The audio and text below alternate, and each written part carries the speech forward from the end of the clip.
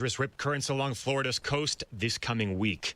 Leaders in Israel say they are getting ready to move Palestinians from combat zones to southern Gaza. That coming ahead of a planned military offensive in some of the territory's most populated areas. The Israeli group in charge of humanitarian aid says equipment supply will resume on Sunday. No word yet on when the movement of people will begin. America is listening to Fox News.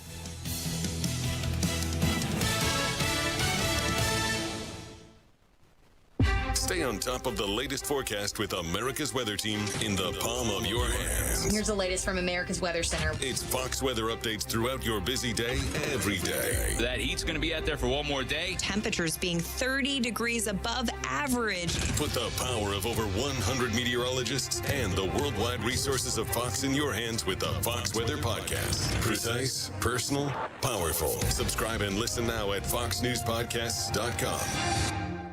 Connect to Fox News Audio on the Fox News app. Listen to hear your favorite hosts like Brian Kilmeade, Jimmy Fallon, and Guy Benson standing up for what's right, live and via podcast. Just click listen, then swipe right and hear the latest news updates on your time. And scroll down to hear the latest podcasts from Fox News. And it's even easier to listen in the car with Apple CarPlay and Android Auto. Get programming alerts and notifications. Fox News Audio is on the Fox News app. The voices America trusts. Download it now. The D.C. police. 93 WIBC Mobile News. On the level, on the go. Hot temperatures for your weekend. I'm Johnette Cruz. Here's what's trending this hour. Heat is the main factor throughout the weekend in the state, but what about anything else? While the forecast for the Indianapolis area is mostly dry on Saturday and Sunday, there's still a small chance for some rain. Matt Eckhoff with the National Weather Service in Indy has your best chance. Current data is showing potentially some rain creeping into our area in the Sunday morning, Sunday afternoon time frame. He says if any rain or storms develop, it could knock temperatures down quite a bit. You've got highs in the lower 90s before a cool down begins early to mid next week. Authorities have charged a Jeffersonville man with murder following the discovery of a headless body at a home on Summerlin Place. A police standoff happened after Bryce Winicky retreated into a separate home on Callaway Drive. After a 4-hour standoff, police successfully took Winicky into custody. Jeffersonville Police Chief Kenny Kavanaugh confirmed that the victim and the suspect are family members, calling it an isolated incident. The tragedy has shocked the normally quiet neighborhood as the investigation continues. Notre Dame is nearing the final week of fall camp, and the cornerback room is loaded with talent and competition. Len Clark reports. Veterans Leonard Moore and Christian Gray are stepping into bigger leadership roles, mentoring freshman Dallas Golden and Mark Zachary IV, while special teams coordinator Marty Biaggi says the return units are deeper than ever, with playmakers like Jordan Faison, Will Pauling, and Dallas Golden in the mix. It's all part of the Irish focus on detailed depth and doing the little things right this fall. Len Clark, 93 WIBC Mobile News. I'm Johnette Cruz on the level, on the go, and at WIBC.com. Now here's the forecast from the American Standard Cooling Weather Center. Feels like temperatures around 100 degrees this afternoon. Tonight, partly cloudy, scattered showers and thunderstorms possible. For Sunday, same thing. Scattered showers and storms, otherwise partly cloudy, hot, a high of 94. I'm Wish TV Storm Tracking meteorologist Marcus Bailey for 93 WIBC. At the Alzheimer's Association Walk to End Alzheimer's, walking means so much more. It means fighting for a different future, for families facing the disease today, for treatments. Because when you take part in Walk to End Alzheimer's, you're not just walking, you're fighting to stop the disease. We're closer than ever, but to get there, we need you. Join us for the world's largest fundraiser to fight the disease. Register today at alz.org/walk. An official message from Medicare. I'm saving money on my Medicare prescriptions. Maybe you can save too. With Medicare's Extra Help program, my premium is $0 and my out-of-pocket costs are low. Who should apply? Single people making less than $24,000 a year or married couples who make less than $32,000. Even if you don't think you qualify, it pays to find out. Go to ssa.gov/extrahelp. Paid for by the U.S. Department of Health and Human Services. Don't stress about plumbing repairs. Call L.D. Smith for honest advice and a free second opinion on any estimate. L.D. Smith Plumbing. A dirty, stinking honest. No Kid Hungry is providing healthy meals and hope to hungry kids so they can build better futures. Learn more at helpnokidhungry.org. A well-regulated militia being necessary to the security of a free state. The right of the people to keep and bear arms shall not be infringed. This is the Second Amendment, and this is The Gun Guy. Boom, boom, boom, boom. Bang, bang, bang, bang. Boom, boom, boom, boom. Bang, bang, bang. With Guy Relford on 93 WIBC. Well, good afternoon and welcome to the Gun Guy Show here on 93 WIBC. Hope you're enjoying your weekend. Hope you had a chance to get outside and bust some primers, exercise your Second Amendment rights. You know, in the first segment last week, I mentioned an event that I'm excited about, and I just registered for. I didn't just register for it. I signed my whole team up. I've got a squad, got a team. We're going to go out and shoot in Clays for a Cause, which is coming up Thursday, September 11th. Obviously an important date in this country's history, and I can't imagine a better thing to do on a date like that than go out, exercise your Second Amendment rights, and raise some money for the Salvation Army and at-risk children right here in central Indiana. And it's going to be at the Indiana Gun Club. Again, it's Thursday, September 11th. This is a fundraiser to send kids. The Salvation Army is sending at-risk kids to the Hidden Falls camp down in Lawrence County, down by Bedford, Indiana. But joining me with much more in the way of detail and information on this is Division Commander of the Indiana Division of Salvation Army, Major Mark Johnson. Major Mark, thanks so much for joining us here on the Gun Guy Show. Oh, thank you so much for having me. It's a pleasure to be here. Absolutely. So, the Hidden Falls camp. First of all, tell me about the camp, because at the end of the day, this event is really about raising money to send at-risk kids to that particular camp, is it not? That's correct. The Salvation Army has a long history of bringing people to camp. Specifically, it started with inner-city families. They were called fresh air camps because a lot of families that were poor didn't have any way to get out of even the city for the summer, so it provided a respite, and it's been part of our history now for a long time. And the camp down in Hidden Falls is a beautiful 700-acre camp with trails, an indoor swimming pool. We have outdoor activities like a zip line, high ropes, low ropes, you name it. We do it for kids and for families as well. That's fantastic. Now, is this going to be all age groups of kids, or are we focused on particular age groups? Well, for the overnight camping, it's focused on basically 6-year-olds and up through 18. But there are other family camps where the entire family can come, and other activities throughout the year. Well, tell me about Clays for a Cause coming up on September 11th, and you'll see my name on the roster. I signed up my team this morning, actually, and I'm in it to win it. I'm a little competitive. I come out there. I love shooting sporting clays, by the way. It's one of the all-time great shooting activities you can possibly engage in. But tell me about the event. Give the specifics, and if people are interested, how could they possibly sign up?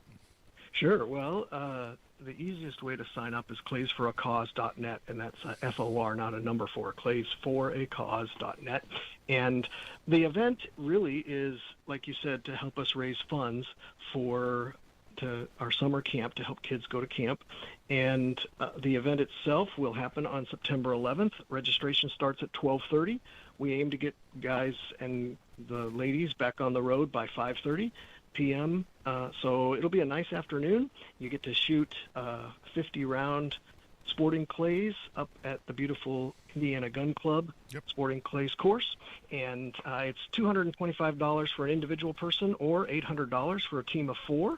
So you get a little discount there for that.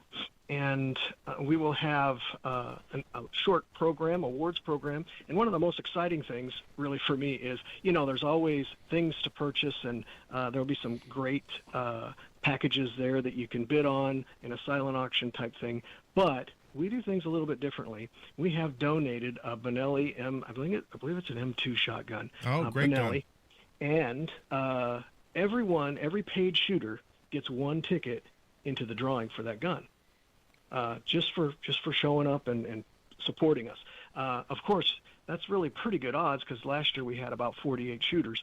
So you can improve your odds there by purchasing a few more tickets and making a donation for the Salvation Army. But so it's a fun event. We have an MC by the name of Mr. Creek Stewart.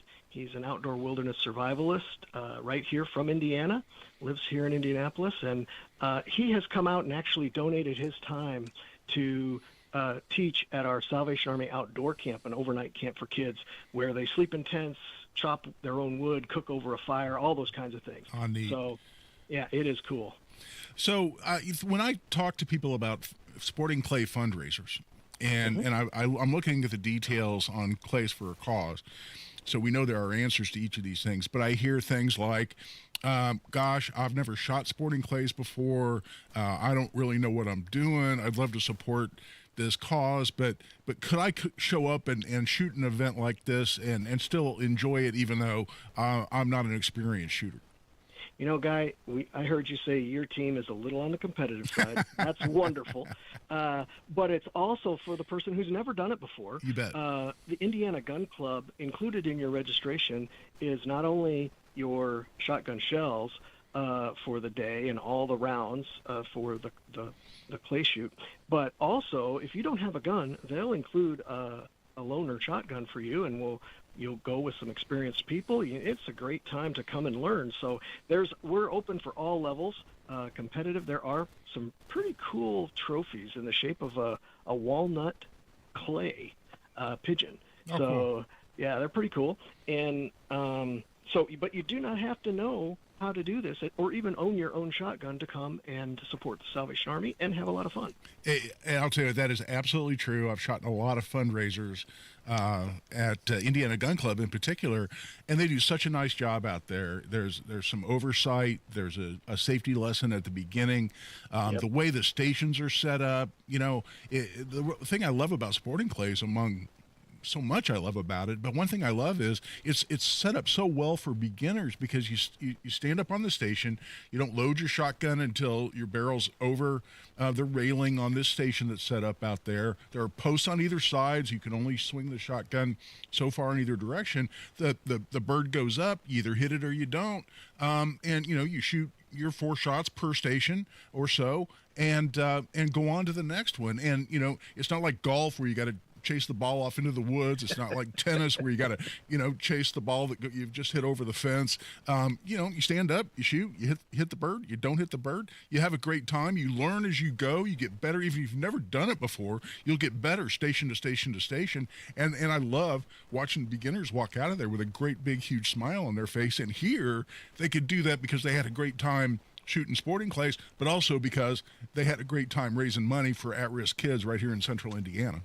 Yeah. Guy, can I just tell you a quick story about our summer camp? At that outdoor living camp, one of the activities was clay shooting, and right there on camp, we don't have a sporting clays thing, but we could throw some clays. And there were young boys and girls who had never shot before, and some were afraid to do it, and they get up there and you're helping them with their stance, and they take their first shot, and oftentimes they miss, of course, but that second, third, or fourth time, and they hit a clay, their chest just pops out, and they got a grin from ear to ear because, I did that.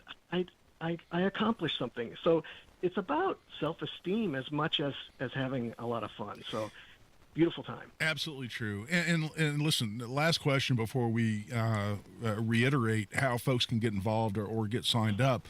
But, one thing about any form of fundraiser, a lot of times people are worried, I'm not really sure where my money's going. I'm not sure if I'm going to, spend money here in Indiana and my money's going to be shipped off to some other place in the country. I'm not really sure, who's going to benefit from my contribution to something like this. And one of the reasons I love working with Salvation Army, and I'm so proud of WIBC for doing the Radiothon every year that raises money, is we're working with the Indiana division of Salvation Army, and we know where our money goes when we participate in an event like this, or when we raise money for Salvation Army Indiana. That's right. It stays here. It stays local. And, you put money in a kettle in Bedford, Indiana, and it's going to stay in Bedford, Indiana. Yeah. It's going to go to work right in that community. So all across the state, we're at work in every single county across the state in one way or another. And so we serve Hoosiers, and Hoosiers support us. So we couldn't do what we do without the support of the many great Hoosiers who live in this state who say, hey, I want to help I want to help others out who maybe don't have it as good as I do, or have a need, ran into a problem that they didn't see, and I'm going to help them over the hump by helping the Salvation Army. Fantastic. Well, I'll tell you what, let's remind folks, they've heard this, they say, yeah, I want to do this, I want to register my team of 4 for $800, or I want to register as an individual, which is fine. They'll get put on a team, and be able to participate for $225 for an individual. Somebody wants to get involved. How again do they go do that? Best way is just to go to our website, Clays for a Cause, Clays, F-O-R, for a cause.net. And you can register right there, get more information. It'll give you all the details. September 11th. Registration starts at 12:30. We're going to be on the course by 2. We're going to have supper together around 4:30, and by 5:30 after our program, and of course that drawing for that Benelli shotgun, along with the other great things that you could purchase. And we'll be out of there by 5:30, 5:45. Fantastic. Well, Major Mark Johnson, Division Commander, Salvation Army, Indiana, thank you so much for joining us. I will see you if you're going to be out there. I hope you are. I'll be out there. Yeah. I'd love to shake your hand, because I'll sure be there on September 11th at Clays for a Cause. So thank you so much. Looking forward to it. All right. God bless. You too, sir. That is it for this segment. We're going to take a break. We'll be right back. We'll take your phone calls throughout the show, as we always do. 317-239-9393, 317-239-9393. This is Guy Relford on the Gun Guy Show on 93 WIBC. Another update is just minutes away. I'd like to see a ceasefire. The two leaders behind closed doors for hours. Hear the news. There's no deal until there's a deal. Zelensky to Washington. And I'll, of course, call up President Zelensky and tell him about today's meeting. Had a long, meaningful conversation. Stay in the know while you're on the go. Next time in Moscow. Ooh. On air. Several people to Indianapolis hospitals. Drug overdoses. And online. Everybody survived. 93 WIBC Mobile News. Guy Relford for Tactical Firearms Training. And our most popular class is Essentials of Indiana Gun Law, and we've got one of those coming up on Saturday, September 20th. It's going to be 9 a.m. to 2 o'clock p.m. there at Indy Arms, conveniently located on East 55th Street, just east of Keystone in Indianapolis. We'd love to see you there. It's $50 for an individual, $95 for couples. This is 4.5 to 5 hours of the most important legal information you need as an Indiana gun owner, including a detailed discussion of the justified use of force, including deadly force, right here in Indiana.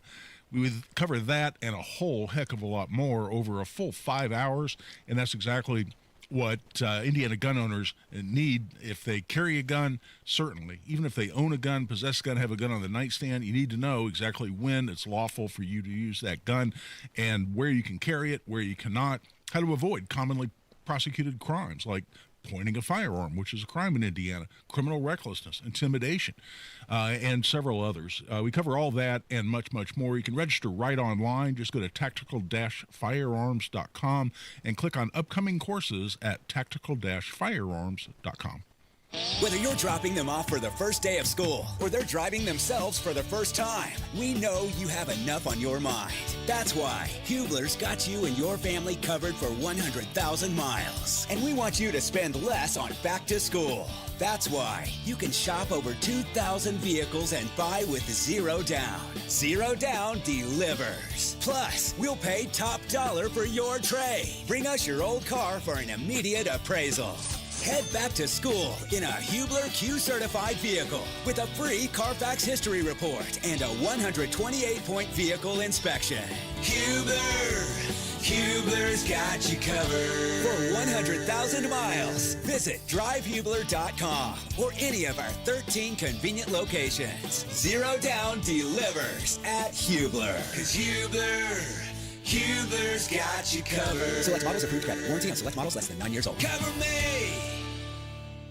So with all the choices of where you could buy your furniture and mattresses, here's why you should purchase your new Lazy Boy, Smith Brothers or Flex Steel Furniture, Tempur-Pedic, Sealy or Stearns and Foster mattresses, or Berlin Gardens and Pollywood outdoor furniture from Thompson Furniture and Mattress in Columbus. Unmatched customer service during and after the sale. Have a service issue, they're just one call away. They deliver and set up for free if you live within 75 miles of their store in Columbus. Saves you hundreds. Family owned, worth the very short drive, thompsonfurniture.net. Did you know up to 50% of outdoor water use is wasted? And did you know that there are things you can do to help change that? Indiana American Water suggests that you water early or late in the day to reduce evaporation. Also, be sure to fix any leaks and skip watering when rain is in the forecast. Consider rain barrels, mulch your garden, and use drip irrigation for your plants. Be water wise. Conserve today, sustain tomorrow. Find more conservation tips at Indiana American Water's Wise Water Use Resources at indianaamwater.com. Possibilities are all around us. Everywhere we look, we see opportunity in unexpected places. And when we share our knowledge, vision, and connections, we turn great ideas into action in communities all around the world that we call home. Like transforming an old bus to feed hungry children, or providing life-saving equipment to those who need it most. From fighting disease to rebuilding schools, together we can make real change happen. We're Rotary. We are people of action. Get involved today at Rotary.org/action. We may be thousands of miles apart, but we can still connect. And when we do, we make things better. At Child Fund, we connect children all around the world with what they need to grow up healthy, educated, and safe. Together, we co-create connections that help millions of children who live in poverty worldwide, and their families, and their communities, and you. Join us. Together, we can make the world a better place. 2 small worlds at a time. Visit childfund.org to learn more. Up to 100 times more potent than morphine, the tiniest amount of illegal fentanyl is all it takes to cause an overdose. Learn more at cdc.gov/overdose. The Indianapolis Public Library. More than just books. Visit your local branch today.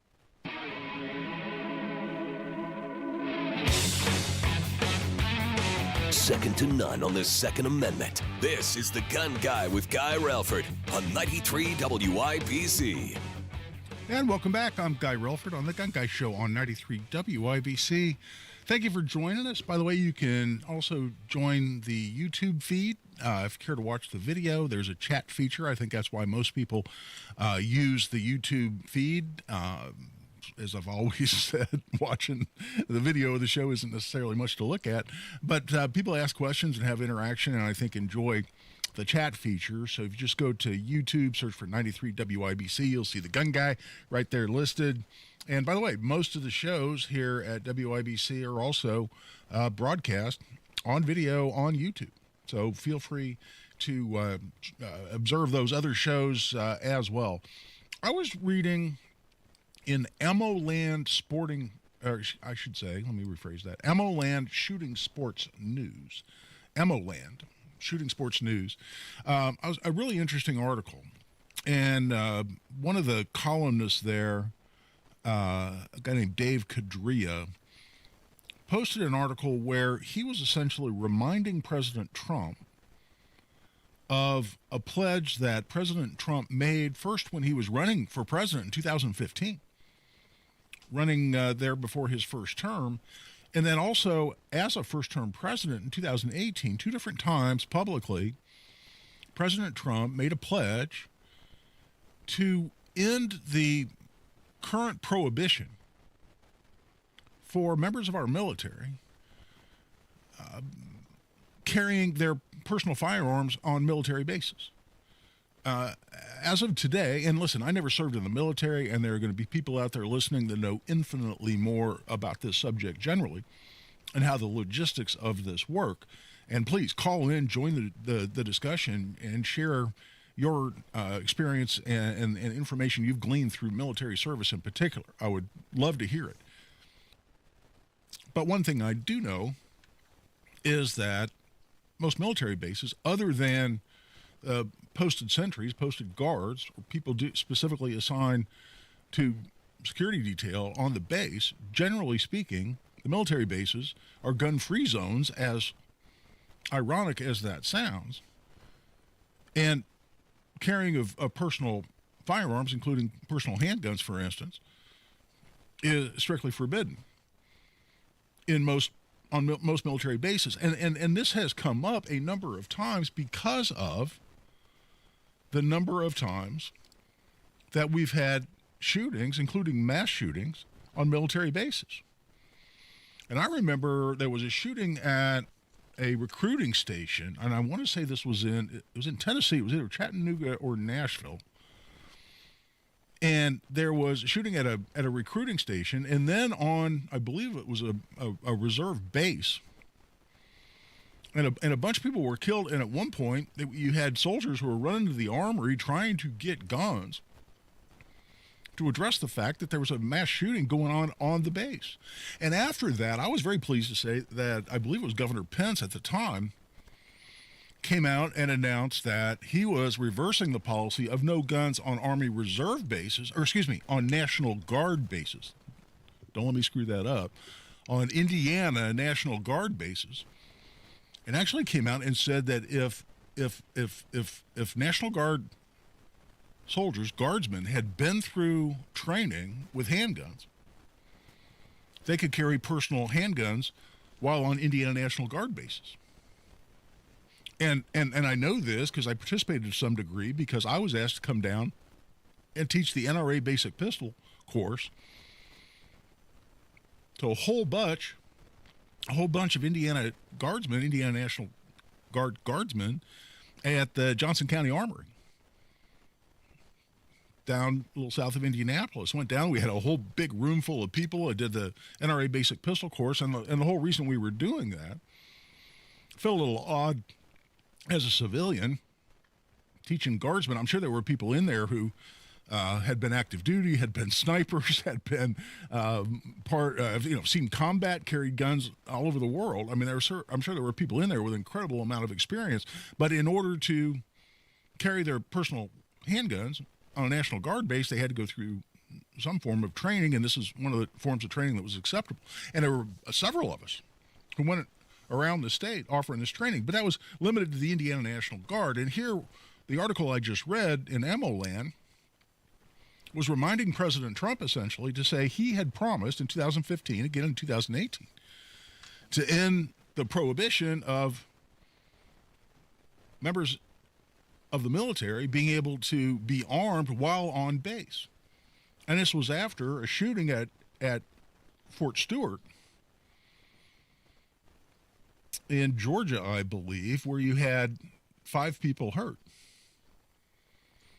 And unfortunately, that wasn't a one-time event. We've had 2 different shootings, what I think you could accurately portray as mass shootings, at Fort Hood. In 2009, an Army psychiatrist, of all people, who had reportedly become radicalized, he was a follower of Islam and had reportedly become radicalized, and he killed 13 people at Fort Hood. And that was, I believe, the second shooting at Fort Hood.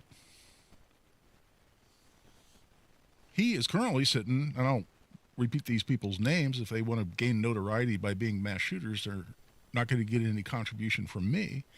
But we had a shooting at the Washington Navy Yard done by a defense contractor. Again, earlier shooting at Fort Hood. No, it was later. It was 2014. Another soldier at Fort Hood, this time armed with a .45 caliber pistol. Started shooting soldiers at Fort Hood. You had a shooting at Pearl Harbor in 2019. At the Joint Base, Pearl Harbor. Pensacola Naval Air Station. Pensacola Naval Air Station. We'll get the whole thing out there. And the list goes on. And when you have these shootings on military bases, it makes me just abundantly curious as to why we don't trust our soldiers, particularly if you're going to make sure they have the adequate level of training for the weapon system at issue.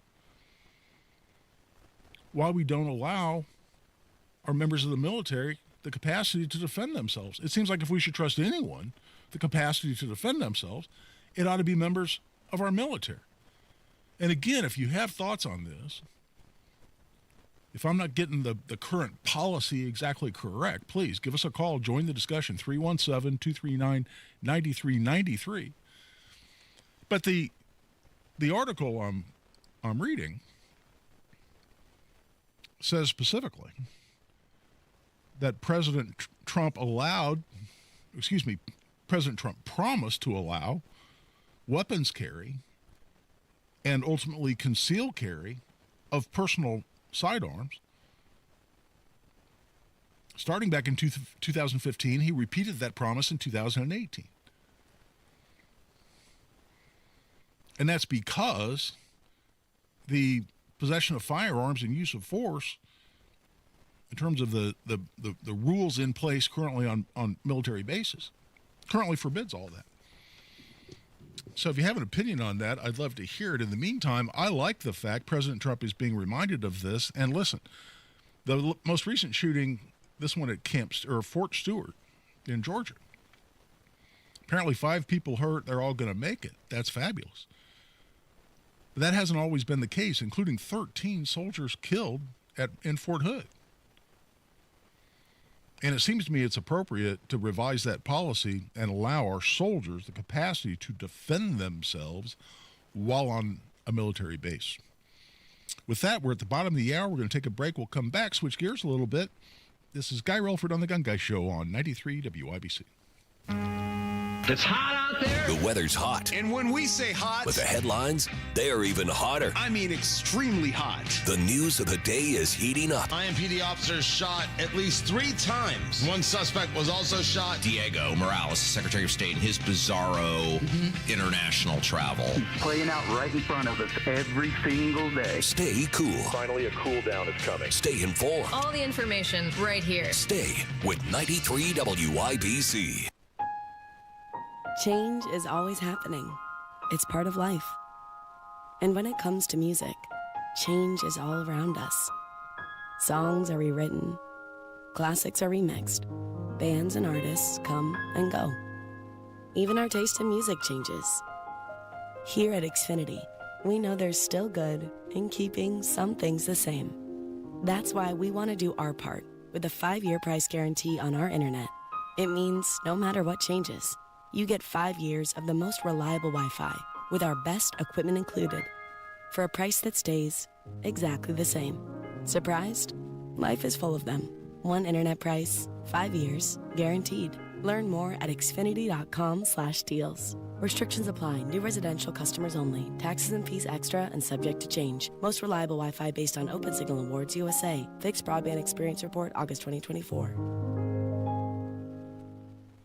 Everyone knows that PA Jewelers in Brownsburg is the place to get one-of-a-kind jewelry pieces. Diamonds, gold, gemstones, watches, everything. But PA Jewelers at the Farmhouse is also the place to sell your jewelry, your watches, your coins, or bullion. PA Jewelers has the best prices and the best payouts. And they walk you through the process so you know what your pieces are worth and what you're getting. PA Jewelers at the Farmhouse, 3750 South Green Street in Brownsburg, or online at pajewelers.jewelry. That's pajewelers.jewelry. When I was younger, I may have did some stupid things, even committed some crimes, but I am not a criminal. I work for youth advocate programs, I was Tamani's advocate, helping him stay out of jail, stay in the neighborhood, and get a job. As a little kid, I experienced trauma and I acted out. Made some mistakes, but I'm not a mistake. As Jalen's YAP advocate, I'm always here for her. YAP is a community-based alternative to youth incarceration and neighborhood violence. Youth advocate programs. Learn how at yapinc.org. This hour on 93 WIBC, powered by Pierce Jewelers in Carmel, designers of fine custom jewelry. Fox News, I'm Daria Albinger. Crime may be down in D.C., but President Trump says not by enough, and that's why he called for the federal takeover.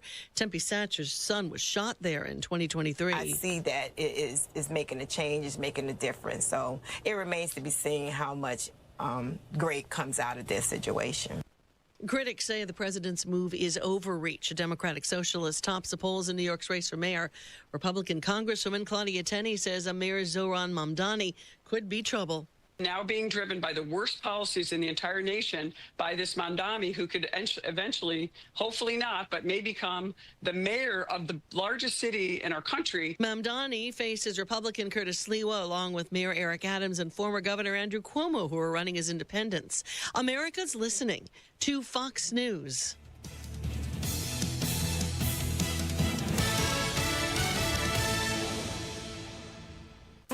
When you own a business, it feels like everything's on you. Orders, deliveries, employees, on you. That's why Comcast Business is giving you a year of mobile on us with your internet service. Really? Yep. We'll cover your first line of mobile for 1 year. So calling customers, getting directions, texting Janine and shipping, on us. The broken coffee maker? That one's still on you, which means you'll save hundreds for your business and get the fastest mobile service with 5G cellular and Wi-Fi hotspots on us. But hurry, this deal won't last long. Get a mobile plan and free up the budget to maybe, I don't know, fix that coffee maker?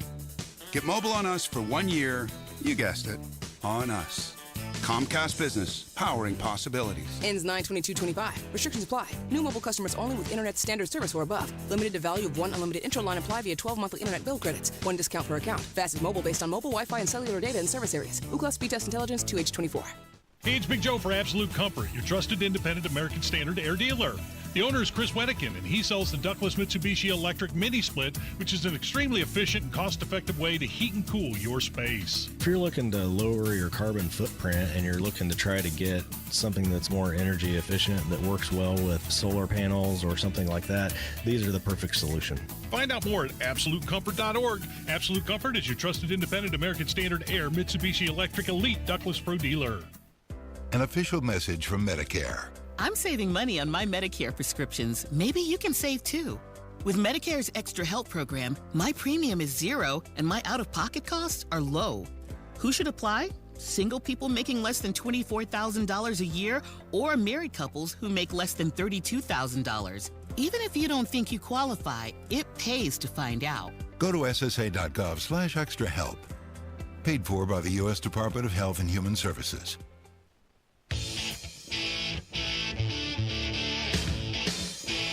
The show about gun rights, gun safety, and responsible gun ownership. This is The Gun Guy with Guy Relford on 93 WIBC. And welcome back. I'm Guy Relford on The Gun Guy Show on 93 WIBC. Tell you what, we just wrapped up a discussion on the fact that President Trump is being asked to follow through on a promise he made some time ago to allow the carry of personal sidearms on military bases after we had yet another shooting on a military base. And Roy has called in. I wanted to comment on that. Roy, welcome to the Gun Guy Show. Thank you. Sure. First time caller, long time listener. Well, I appreciate you calling. What you got for us? Well, I was going to say, no, there's no way he could do that or should do that. I mean, full disclosure, I was in the early 90s, probably one of the last to get blood wings graduating. But it's a stressful environment, lots of young men, and people lose it. And it's not like in movies. The weapons aren't just out on a table where you walk up and grab what you want. The armorer has them. He has to have orders to issue them out. Right. Well, if you get a mass shooter on base, is that a good thing or a bad thing? That's a bad thing. Yeah. But you would hope that you have MPs, which now I can't really speak to their policies, but I'm sure they are armed. But how close are they? Yeah. Yeah, it's the old issue. I mean, it's the same with school shootings and any mass shooting. Yeah, you've got armed people, but they're some distance, some time away. And, you know, like you say, a cop is minutes away when seconds count. Well, an MP or a sentry is probably minutes away when seconds count. And Roy, listen, I get your point, and I never served, and that's the reason I was inviting callers on this issue. You know, people who've been through the environment. And I think you raise a great point where, you know, you've got young people, they're going through a stressful time and a stressful environment, and it's stressful on purpose, right? It's part of the training. Full Metal Jacket comes to mind. Yeah. That's about the whole basis of my knowledge is watching movies on the subject. But so I fully get your point. But at the same time, I can't help but find it problematic that people who would be trained, and that would be a requirement, and so have the appropriate level of training, not being trusted with their own personal handgun when they're of age to do so, can do so as soon as they get off the base, but aren't allowed to do so by our military, and soldiers have died as a result. And so I get your point, and I thank you for your call. But man, this is one I think we need to take a second look at. And I was thrilled. Again, it was Governor Pence who said, you know what, we're not going to let this happen on at least Indiana National Guard bases, and said, hey, if you get the requisite amount of training and kind of training, we'll let you carry your personal handgun while you're serving in the Indiana National Guard. And I consider that a very good thing. I just, you know me, I'm a 2A guy, and I think anytime you start restricting people's rights in the name of, quote unquote, the greater good, or quote unquote public safety, and in the meantime you're stripping people's rights away. And listen, you voluntarily relinquish some rights when you go into the military, and I fully appreciate that. I really do. And I think Roy makes a great point about, hey, gosh, you want a bunch of guns floating around when people are in this high-stress environment. But I still fall back on my baseline position, which is if you're an adult, you can lawfully carry a gun. You're in a situation where you may need to defend yourself at some point, since we see military bases as targets for mass shooting, just like supermarkets and churches and schools. Then in my mind, that armed presence is necessary, and there's no better armed presence in terms of response time than having an individual right there and available. But let's switch gears a little bit. We have a little bit of time here before the next break. Supreme Court is being asked to hear yet another 2A related case. And we just saw a petition, we call it a petition for certiorari. What's certiorari? That's just where the U.S. Supreme Court is just asked to review a case. Typically someone has lost at a lower level, typically in the U.S. Court of Appeals for one of the federal circuits, and a person who lost below or didn't get the ruling they were looking for in the Circuit Court of Appeals will ask the Supreme Court to take a look at the case. That's the most common route. There are some other routes to get to the Supreme Court, but we'll leave it there for now.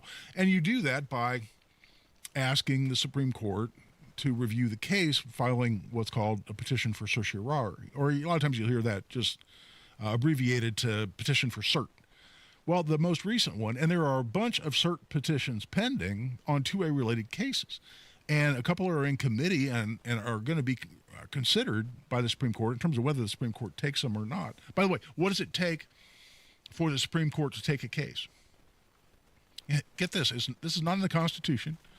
It's not in a federal statute. It's just tradition.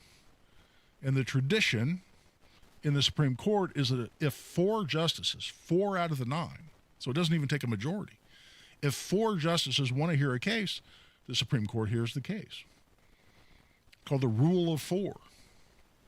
Well, there are a number of 2A related cases, and I'm going to talk about some of the other ones, and I'm going to prioritize a little bit here in the discussion. But one of the newest ones is the prohibition in California on so-called high-capacity magazines.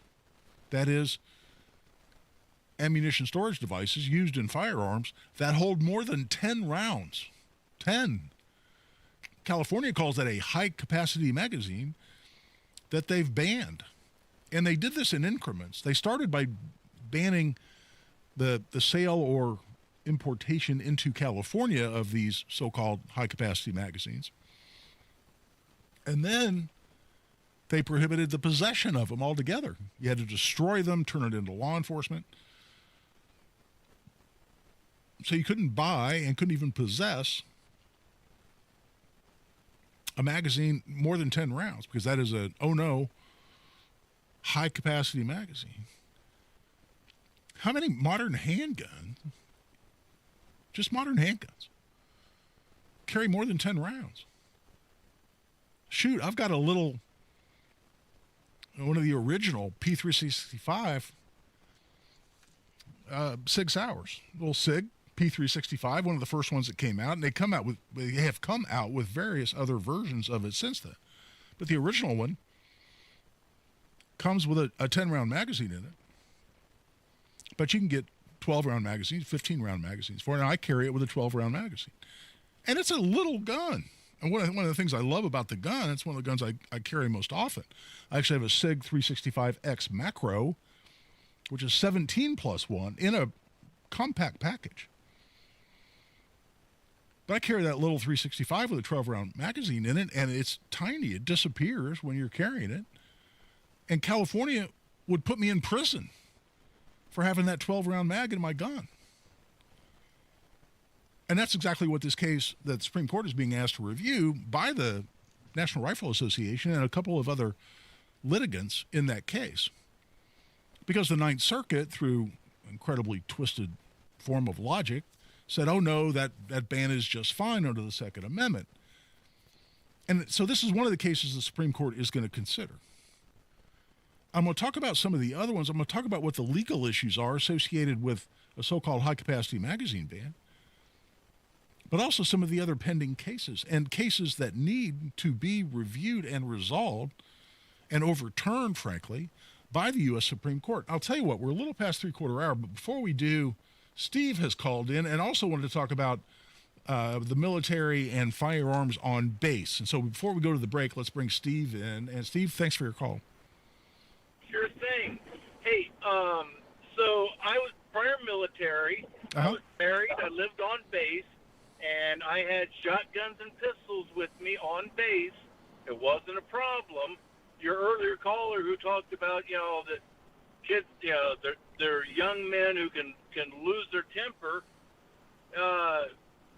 You've got a lot of the people living in family housing that can be armed, but the big problem with all the service member being able to do it is what do they do at night? How do they secure it in the barracks at night? Yeah. Yeah, it's a great... That would be a major stumbling block. Yeah, it's a great point, Steve. I mean, you really would need, some kind of secure lockbox or safe or something along those lines, or have the capacity to, have them locked up, but still accessible, it seems to me. Well, how did that work with living in private housing that was still on base? How did the regulations work?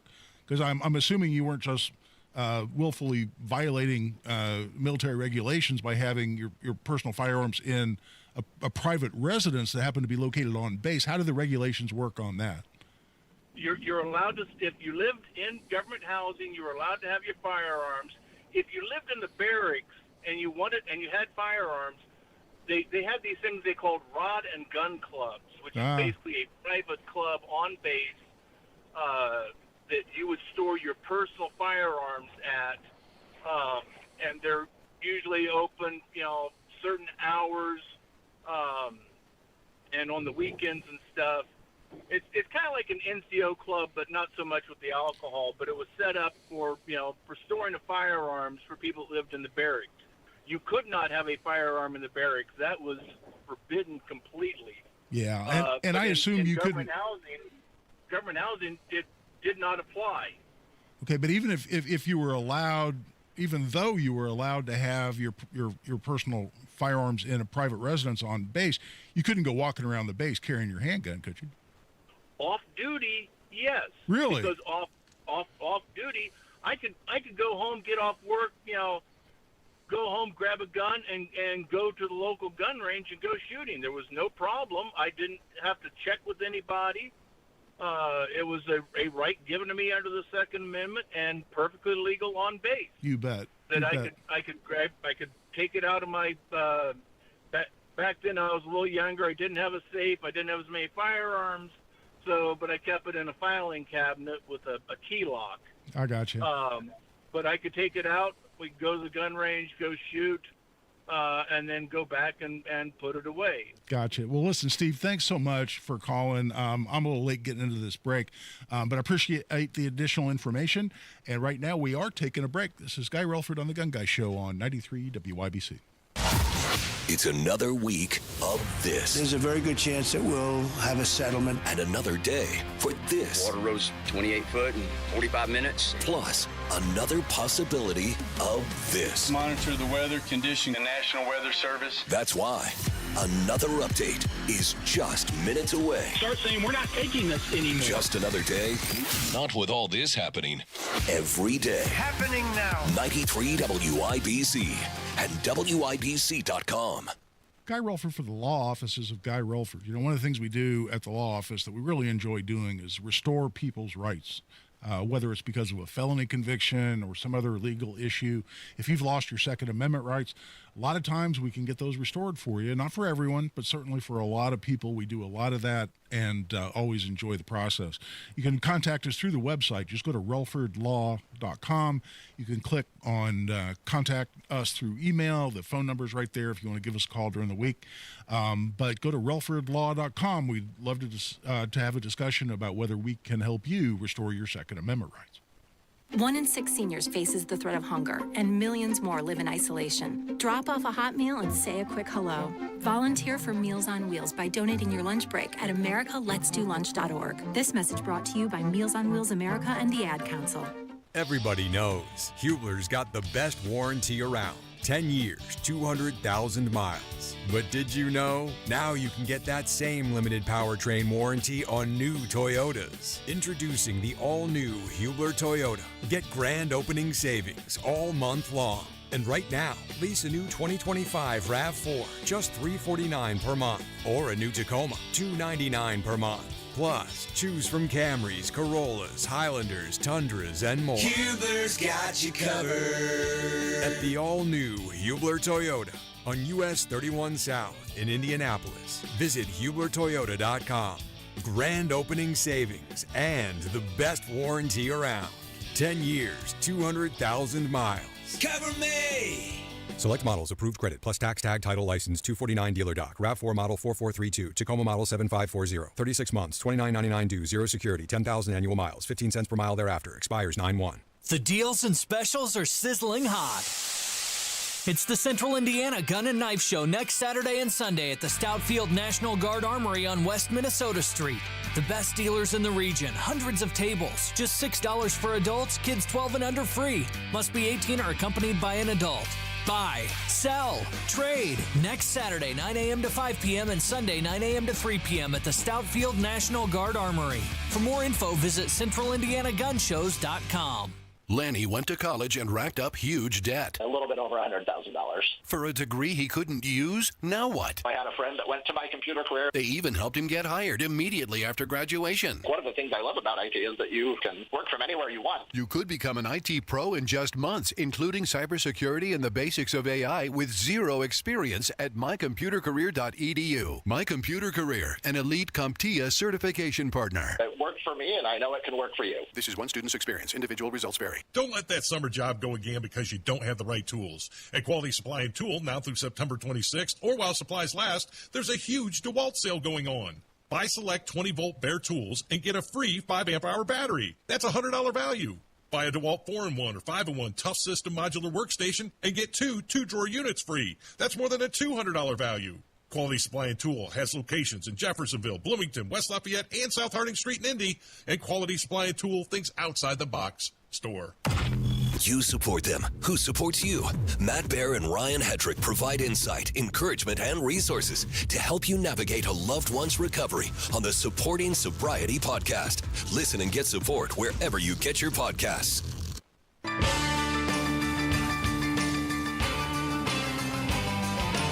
Your rights, your responsibilities, your guns. This is The Gun Guy with Guy Relford on 93 WIBC. And we've got a little bit of a short segment here, as we sometimes do at the top of the hour here on the Gun Guy Show. But high-capacity magazine ban. Now, at the outset, there's an argument out there, and you hear this from anti-gun people all the time, that, well, if we're talking about a high-capacity magazine ban, then that's not even covered by the Second Amendment because it's not a firearm. And only firearms are covered by the Second Amendment. You hear that argument all the time. Well, first of all, the Second Amendment doesn't talk about firearms. It talks about arms. The right of the people to keep and bear arms shall not be infringed. Gun, firearms, not in there. And a magazine for a semi-automatic firearm and semi-automatics are obviously highly, highly popular and definitely in common use. Well, they require a magazine to function. Some, they require a magazine to function at all because they have what we call magazine safeties on them. They simply won't function unless a magazine's inserted, but for others, won't function beyond one shot. So a component of a firearm that's essential for that firearm to function is part of what we call arms in this country. Courts have ruled on that point, so we can get beyond that. Next question is, are so-called high-capacity magazines, that is, those that hold more than 10 rounds, are they commonly used for lawful purposes here in the United States? Where does that come from? How does that enter into it? And what are the other cases before the Supreme Court we would like to see rulings on? We'll get into all of that when we come back in hour number 2 on The Gun Guy Show on 93 WIBC. Are you worried about your taxes? Okay, so I'm talking to those of you out there that have not filed in a few years with the IRS or state. It's time to get worried, and here's why. The IRS is getting back from their own COVID lockdown, and they're hiring more enforcers, and they're going to come after people that owe taxes. So if you're a 1099 worker, and maybe you just plain forgot to file your taxes, you need to call the professionals right now at the Tax Helpline. They are experts at knowing the tax regulations, and their goal is to help you pay as little as possible. Call right now and get a 100% free tax evaluation. Remember, before the IRS knocks on your door, knock on our door. If you owe $10,000 or more in back taxes, make this free call right now. Call Texas 321 now at 800-808-9443. 800-808-9443. That's 800-808-9443. Sometimes an identity threat is a ring of professional hackers. And sometimes it's an overworked accountant who forgot to encrypt their connection while sending bank details. I need a coffee. And you need LifeLock, because your info is in endless places. It only takes one mistake to expose you to identity theft. LifeLock monitors hundreds of millions of data points a second. If your identity is stolen, we'll fix it, guaranteed, or your money back. Save up to 40% your first year with promo code NEWS at LifeLock.com. Terms apply. Hi, I'm Michael from the Warren Treaty. You know the jingle. Now discover the facts about Ozempic, a GLP-1. Only Novo Nordisk makes FDA-approved Ozempic. Learn about the real thing. Talk to your healthcare professional today. Call 1-833-OZEMPIC or visit Ozempic.com to view the medication guide and to learn more about Ozempic, semaglutide injection 0.5 milligrams.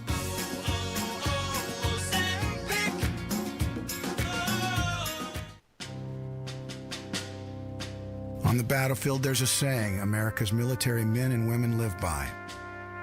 Never leave a fallen warrior behind, ever. Off the battlefield, Wounded Warrior Project operates with the same goal. We leave no warrior behind. Wounded Warrior Project is a non-profit organization created to help our men and women returning home with the scars of war. Whether those scars are physical or mental, we're here to make sure that they heal. And whether it's helping those with post-traumatic stress disorder live a normal life again, or giving much-needed support to injured warriors in veterans' hospitals, because no one deserves our help more than the men and women who risk their lives to keep us safe. Wounded Warrior Project. We never leave a fallen warrior behind, ever. Learn more about what we do at woundedwarriorproject.org. Broadcasting from the Technology Recycler Studios, this is Indy's Mobile News, 93 WIBC, WIBC HD1 Indianapolis. The news starts now. I'm Daria Albinger, Fox News. The Alaska meeting between Presidents Trump and Putin ended without a plan to end the war in Ukraine. So now President Trump has invited Ukraine's leader to the White House. We're going to try and get this over with. We really made some great progress.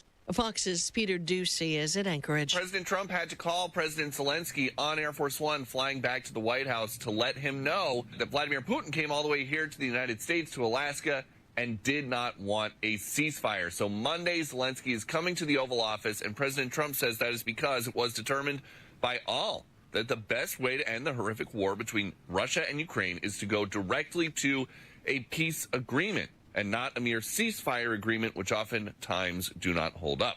And President Trump continues his campaign that the Ukraine war was only brought about because Putin did not respect Joe Biden. And we have been told that European leaders have also been invited. Hurricane Erin, no Category 5, wind at least 160 miles per hour. Fox Weather's Robert Ray is in St. Thomas. When the storm began to hit warmer waters, it was like jet fuel. It's the first August Cat 5 hurricane since Hurricane Dean in 2007. And what we're expecting here in the Virgin Islands and also in Puerto Rico is the continuation overnight of these tropical storm wind gusts and heavy rains. And we will likely see power outages and the potential for mud and rock slides. So now we are expecting the storm to continue on a westerly track as impacts will occur and then likely make a trek to the north. The Carolinas, the Georgia coast, and potentially even Jacksonville, Florida will see impacts. Those could be heavy surf and ripped currents and even rain bands. America's listening to Fox News.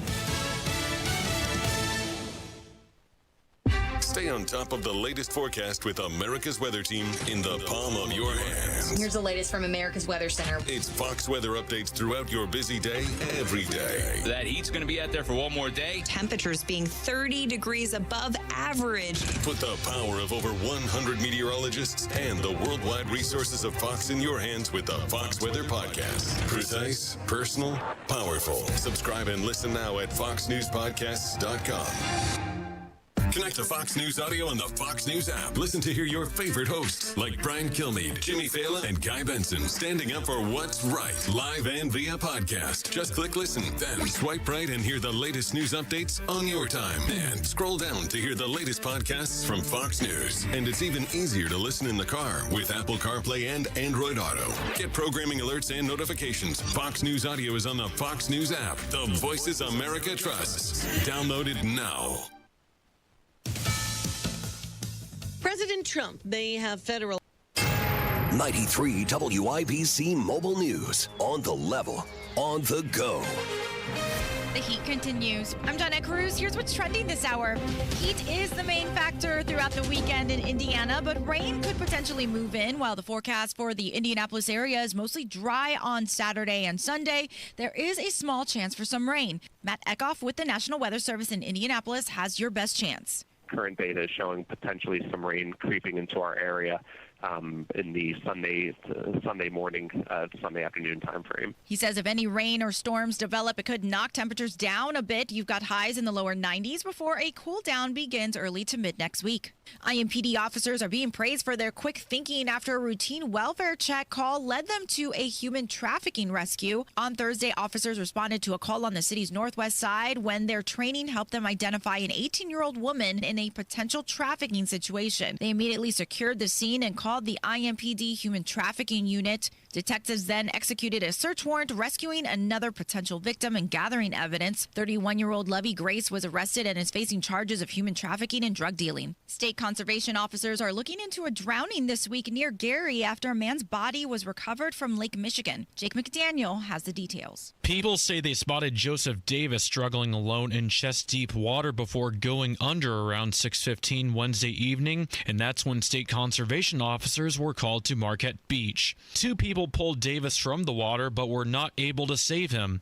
Jake McDaniel, 93 WIBC Mobile News. I'm Jeanette Cruz on the level, on the go, and at WIBC.com. Here's the forecast from the American Standard Cooling Weather Center. Feels like temperatures around 100 degrees this afternoon. Tonight, partly cloudy, scattered showers and thunderstorms possible. For Sunday, same thing. Scattered showers and storms, otherwise partly cloudy, hot, a high of 94. I'm Wish TV Storm Tracking meteorologist Marcus Bailey for 93 WIBC. Discussing end-of-life matters can be uncomfortable, but it's also necessary to ensure that loved ones' wishes are well known ahead of time. This is Tina McIntosh, president of Joy's House and co-host of the Caregiver Crossing radio program. Up next, I'll share suggestions to help ease anxiety surrounding the talk.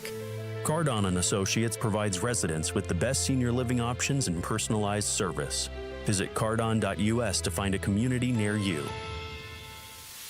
Direct, open, and honest conversation is the best way to discuss end-of-life wishes. Knowing your loved one's preferred treatments and desired arrangements will ready everyone for when the time comes. Also helpful, creating a will or trust to ensure assets are distributed accordingly. And consider an end-of-life doula to assist your family during the process. More tips like this are available anytime at caregivercrossingradio.org. With new weekly content created by Joyce House and distributed in partnership with Network Indiana, we're an on-air and online support group for Hoosier family caregivers. Hear conversations with experts, access a library of online education, and more at caregivercrossingradio.org.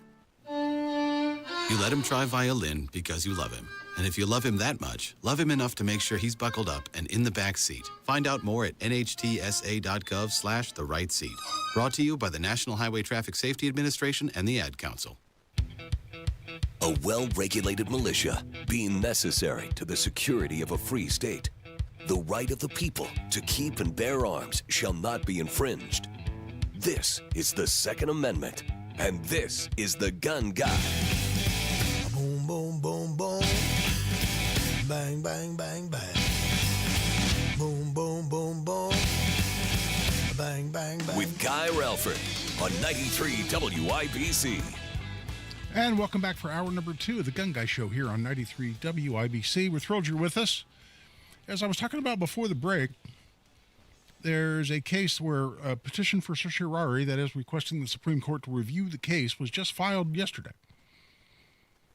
And this is Duncan versus Bonta, and it's a lawsuit over California's ban on any magazines, that is, ammunition storage device used in semi-automatic rifles and pistols, and shotguns for that matter, some shotguns.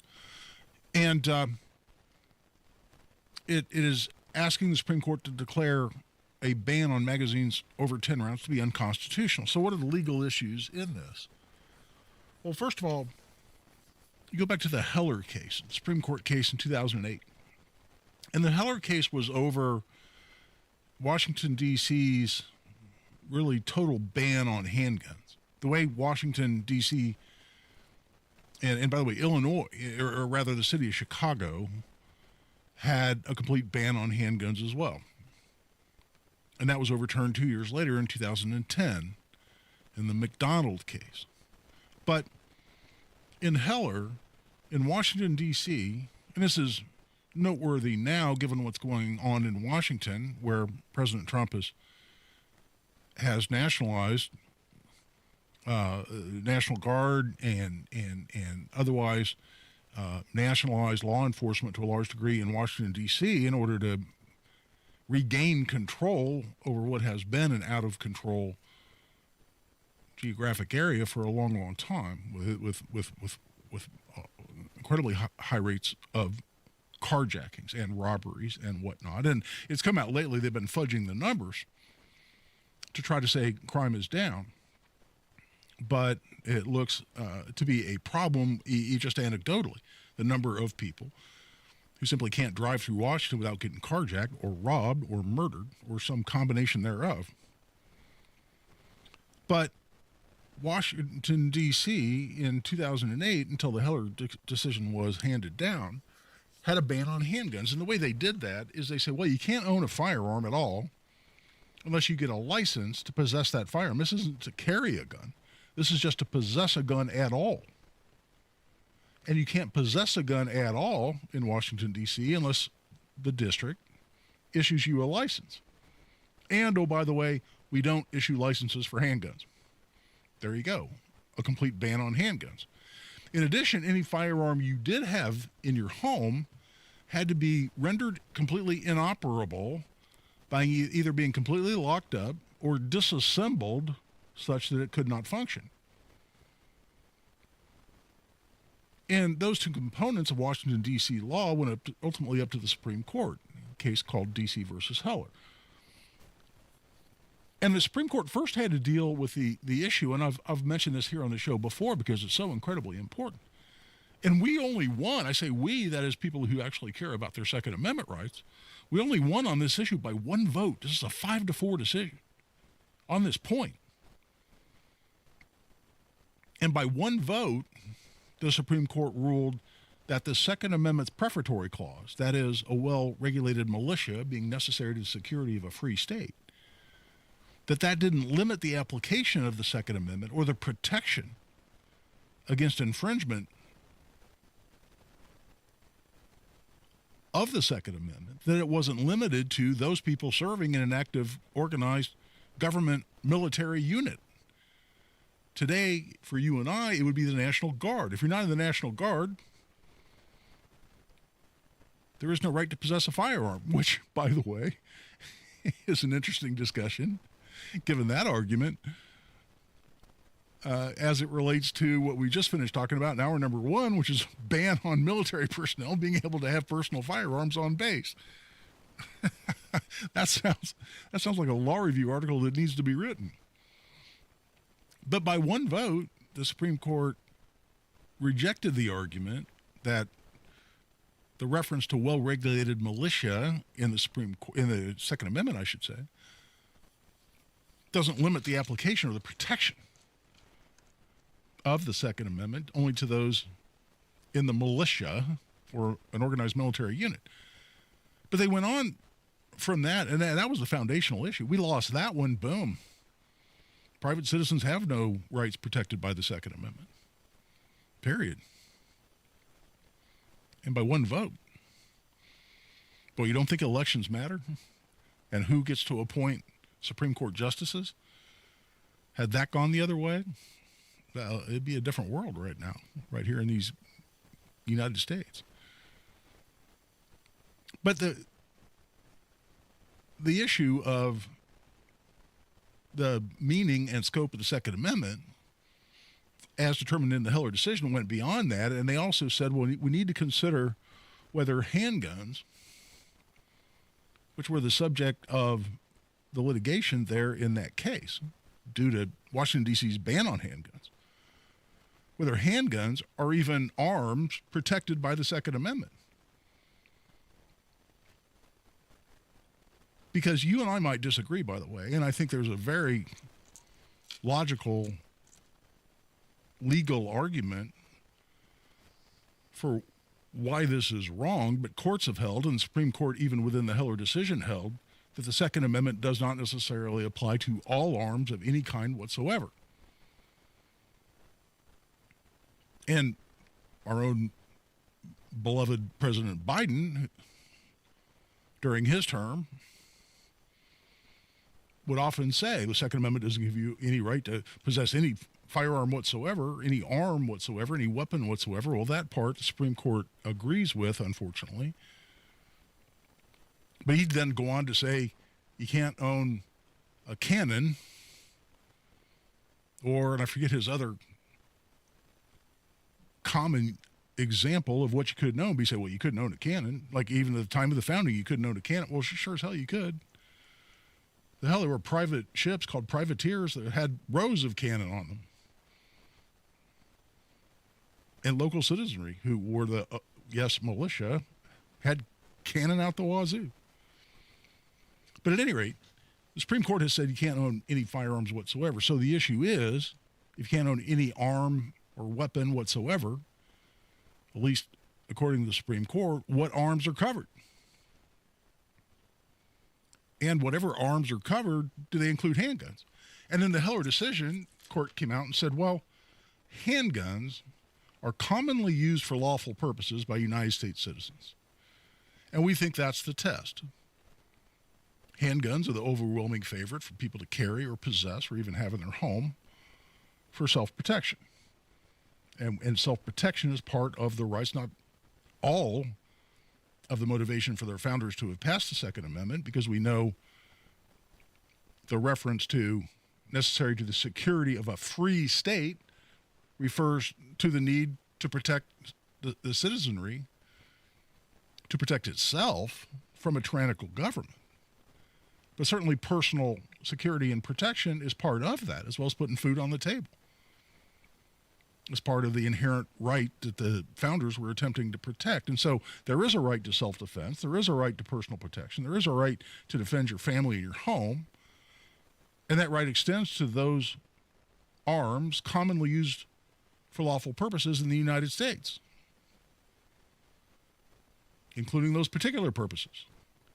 And handguns fall within that definition or that scope. Okay, that's great. We went on from there, and by the way, they rejected the limitation to militia. They rejected the well-regulated part. How many anti-gunners have you seen out there on social media?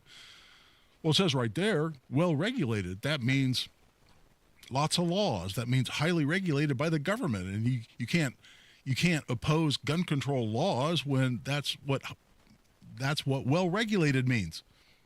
Supreme Court addressed that issue. Said no.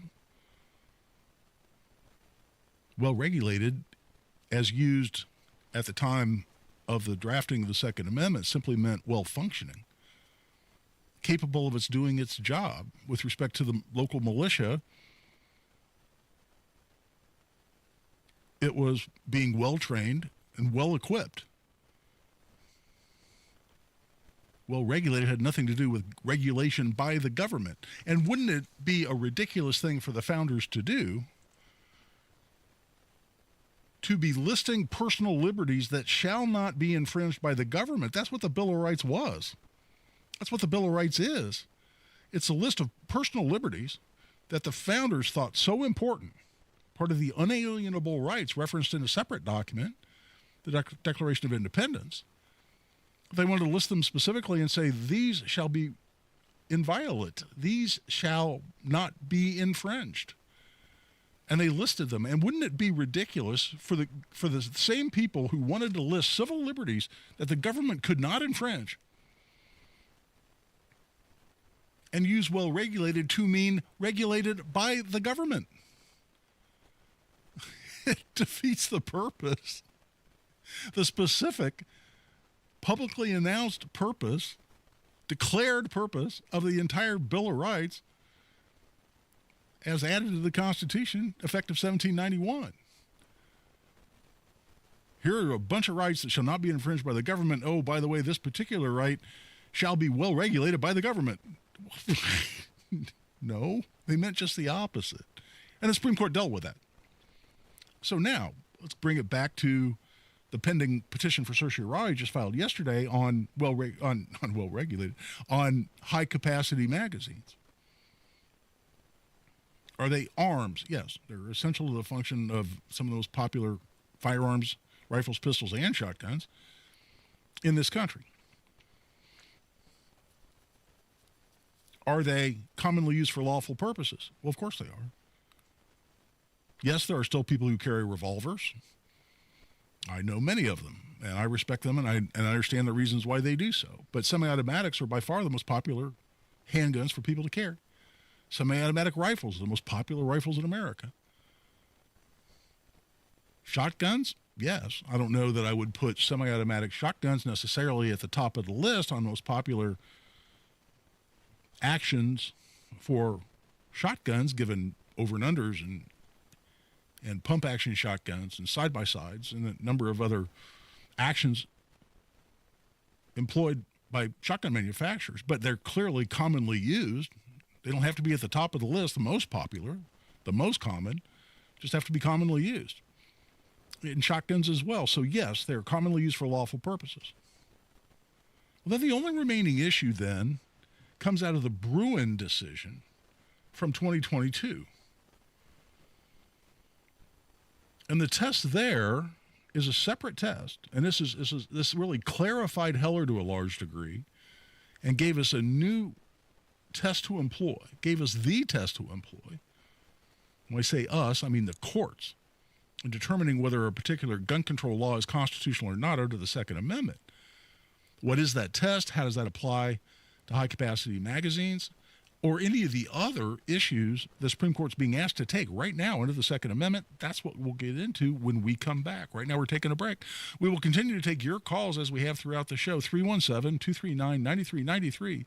317-239-9393. This is Guy Relford on The Gun Guy Show on 93 WIBC.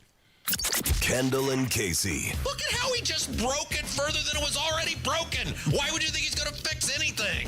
had the chance. You know you need to listen to? Us. We're the ones who are right. We're the ones who will tell you how it is. We're the ones who always stand up and own it. You need to listen to us. Stop listening to these politicians. They are to blame. Kendall and Casey, weekdays 9 till noon on 93 WIBC and WIBC.com. Guy Relford for Tactical Firearms Training. We've got another Essentials of Indiana Gun Law class coming up. This is 5 hours, the most important legal information you need as an Indiana gun owner. It's $50 for an individual, $95 for couples. The next one's going to be Saturday, September 20th at Indy Arms. There on East 55th Street, just east of Keystone on the northeast side of Indy. We'd love to see you there. A detailed discussion of the use of force, the justified and legal use of force in self-defense or defense of others, including the use of deadly force. How do you avoid commonly prosecuted crimes like criminal recklessness with a deadly weapon or intimidation with a deadly weapon? All that and a whole heck of a lot more. A full 5 hours worth that you need to know as an Indiana gun owner. If you possess a gun, have a gun on the nightstand, and certainly if you carry a gun, this is what you need to know. You can sign up right online at tactical-firearms.com. Just click on upcoming courses at tactical-firearms.com. Everybody knows Hubler's got the best warranty around. 10 years, 200,000 miles. But did you know? Now you can get that same limited powertrain warranty on new Toyotas. Introducing the all-new Hubler Toyota. Get grand opening savings all month long. And right now, lease a new 2025 RAV4, just $349 per month. Or a new Tacoma, $299 per month. Plus, choose from Camrys, Corollas, Highlanders, Tundras, and more. Hubler's got you covered. At the all-new Hubler Toyota on US 31 South in Indianapolis. Visit HublerToyota.com. Grand opening savings and the best warranty around. 10 years, 200,000 miles. Cover me! Select models, approved credit, plus tax, tag, title, license, 249 dealer doc, RAV4 model 4432, Tacoma model 7540, 36 months, $29.99 due, 0 security, 10,000 annual miles, 15 cents per mile thereafter, expires 9/1.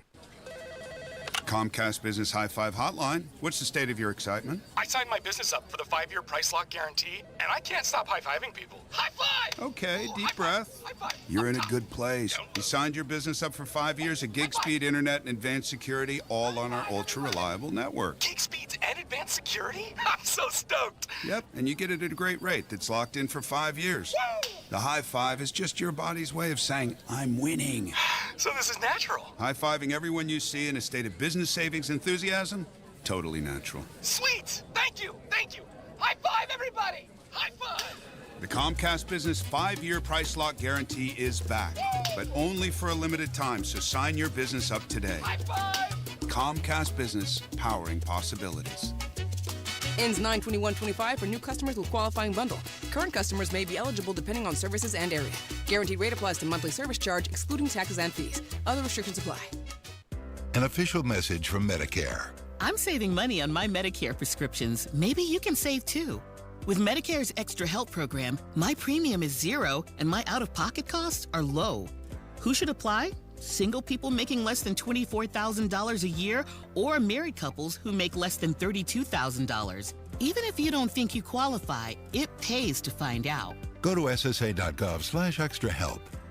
Paid for by the U.S. Department of Health and Human Services. Tune in to the Absolute Retirement Planning Show. When retirement comes about, we're now relying on what we have saved to meet those needs. Sundays at 9 a.m. right here on 93 WIBC. To protect his family from disaster, Steve used his camera phone. Done. By taking pictures of his important documents, Steve can always have them stored online. Learn more simple disaster prep tips at ready.gov. A message from FEMA and the Ad Council.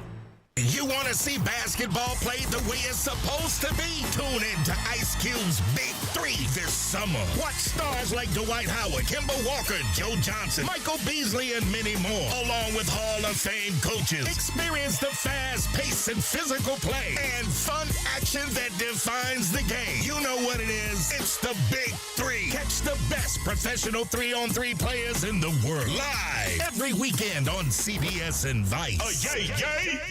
There are 48 million unpaid family caregivers in the United States. Visit aarp.org/caregiving to access a free guide to help navigate your caregiving journey.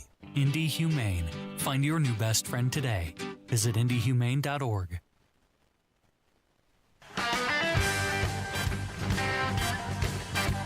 Now you've got a gun guy. Guy Relford on 93 WIBC. And welcome back. I'm Guy Relford on the Gun Guy Show on 93 WIBC. So the Bruen decision came out 2022, I believe, Supreme Court, and this dealt with New York's restriction on the ability to carry a handgun outside the home. And so the court had to address the issue. Okay, well, Heller said there's a right to possess a handgun. What about carrying one for your own protection outside the home? And then separately, how do we decide? What test do we apply? We know the Second Amendment's not limited to members of the military. Okay, that's great. We knew that from Heller. We know that commonly owned and possessed firearms or arms used for lawful purposes are covered. Okay. But as to any additional restriction, what's the test that should be employed? And courts all around the country, especially those that were upholding gun control laws, a lot of them were using sort of a balancing test. They'd say, well, is there a compelling state interest involved, a compelling government interest in this gun control law? And then what's the degree of infringement on a core protection that is afforded by the Second Amendment? And so, in other words, it was like, well, some level of infringement is okay, and the level of infringement is okay in particular cases. Even a significant level of infringement on a constitutional right is okay if there's an important enough governmental interest involved. And I always hated that test. I hated that test with a passion of 1,000 suns. Because it's antithetical to what the founders were trying to do. They didn't say the right shall not be infringed unless the government really, really wants to, or because the government thinks it's really, really important. Shall not be infringed means shall not be infringed. And this balancing business, in my mind, was always flawed. And any court, whether it was an assault weapon ban or any other gun control law you want to talk about, high-capacity magazine, anything, courts could always come out and say, oh, well, yeah, because of this incredibly important governmental interest. Because, oh, gosh, we're trying to keep the public safe. What more important governmental interest is that? Therefore, some level of infringement is absolutely okay, even a very significant level of infringement to some degree, to the extent you have this really compelling governmental interest to balance against. And so it was just a recipe to uphold whatever gun control people wanted to pass, especially in liberal jurisdictions.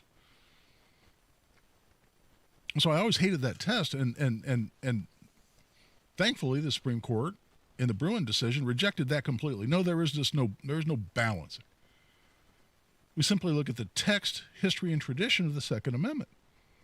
The text means what's it say? What did the founders mean when they wrote it? That's text, and history and tradition. And there they say we look back to the time of the founding.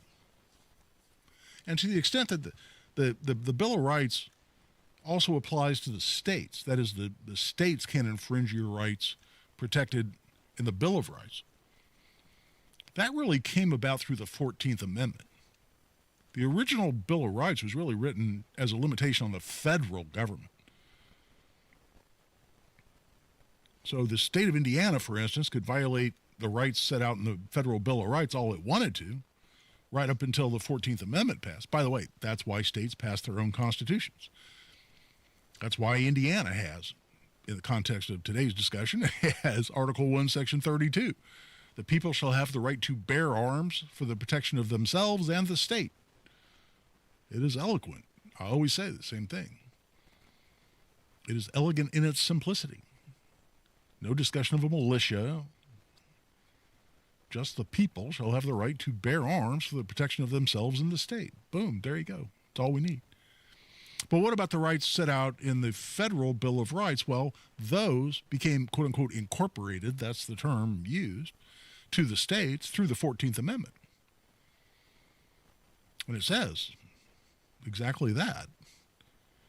Doesn't use the word incorporated, but it says the states may not do what the Bill of Rights prohibits the federal government from doing. So the Bruen decision said, well, we should look to regulation at the time of the founding and to some degree to the time of the passing of the 14th Amendment,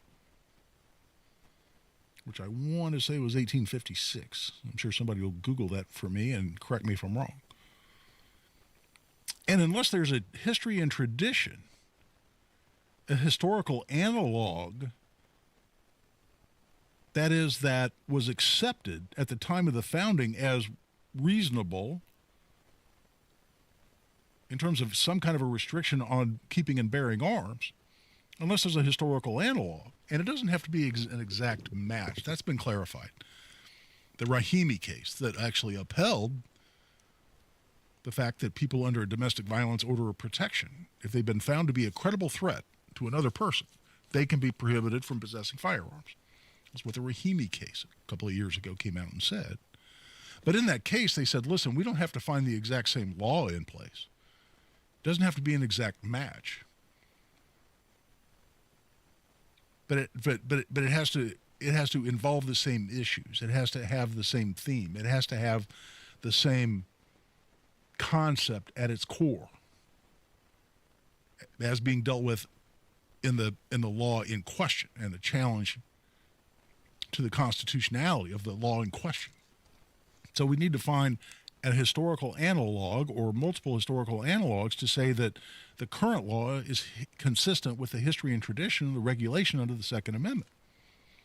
And so it's really interesting to read the cases that have come down since Braun because they're history lessons. And they talk about what laws were in place in the states, for instance. A lot of times you look to the original 13 states. What laws were in place at the time of the ratification of the Second Amendment that people thought, the governments thought, people who knew what rights were sought to be protected by the Second Amendment? What regulations were thought to be just fine? For instance, if you were a particularly dangerous person or a dangerous criminal, a violent criminal, could you be disarmed? Well, history and tradition supports the argument that you can. Now, a lot of people come out, they quote the exact language of the Second Amendment and say, hold on, unless you're in prison, if you're redeemed enough to be released from prison, you ought to get all your rights back. Problem you run into under the text, history, and tradition test, which notwithstanding the words of the Second Amendment is the law of the land since the Bruen decision, says if you can find historical analogs for the idea that people who commit violent crimes should be or may be dispossessed of their firearms, then that's a supportable law and is likely to be found to be constitutional. That's just like when the Rahimi case, this guy, and interestingly enough, in Rahimi, he was under a domestic violence order of protection and by all reports was a very bad guy and had been violent with multiple women. There was one report where he was shoving a woman into her car in a parking lot, and a bystander protested, and Rahimi took his gun out and shot it in the air. But he was not convicted of any crime arising from that, and he wasn't convicted of a crime at the time that he was put under a domestic violence order of protection. But in order to have that domestic violence order of protection issued, a judge, after a hearing, had to say, I find you to be a credible threat to this woman, therefore I'm granting the request for a protective order. Supreme Court said we can find historical analogs to say someone who's found to be a credible threat to another person can be disarmed legally, and they upheld the law for that reason. So, how does that test apply to a whole bunch of cases? The High Capacity Magazine case, that is a text, history, and tradition test, or the people determined to be a credible threat test. It's not so much a test as that checks a box to say, yes, that one passes muster under text, history, and tradition. How does that apply to a whole bunch of these other cases the Supreme Court's being asked to review? That becomes very interesting when you look at the particular issues involved. That's what we'll go into when we come back. A little past the bottom of the hour, we're taking a break. This is Guy Relford on The Gun Guy Show on 93 WIBC. Hammer and Nigel. Weatherman upset that Trump cutting some funding to the National Weather Service. The war on science. Yeah, tell me more about that science that told me I had to wear a mask made in China that didn't protect me from anything. Tell me about the science of 6 feet apart. Tell me about the science of being in a restaurant. You can sit down and eat with no mask, but you got to stand up and wear a mask. But if you go to Cannes, you got to stand back up and put it on again. Hammer and Nigel, weekdays 3 till 7 on 93 WIBC and WIBC.com.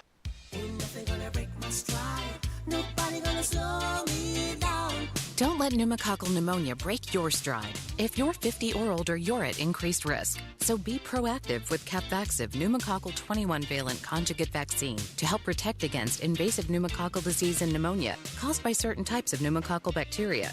Capvaxive helps protect against the strains of bacteria that cause about 30% more IPD cases than any other pneumococcal conjugate vaccine in adults over 50, according to national-level CDC stats. Regional variations may exist. Don't get Capvaxive if you're allergic to the vaccine or its ingredients. Tell your doctor if you have a weakened immune system. Common side effects include injection site reactions, feeling tired, headache, muscle aches, and fever. Capvaxive does not protect against all strains. For more information, call 1-800-927-8888 or visit capvaxive.com. Ask your doctor or pharmacist about Capvaxive. Need help paying for your Merck vaccine? Visit merckhelps.com. Sponsored by Merck.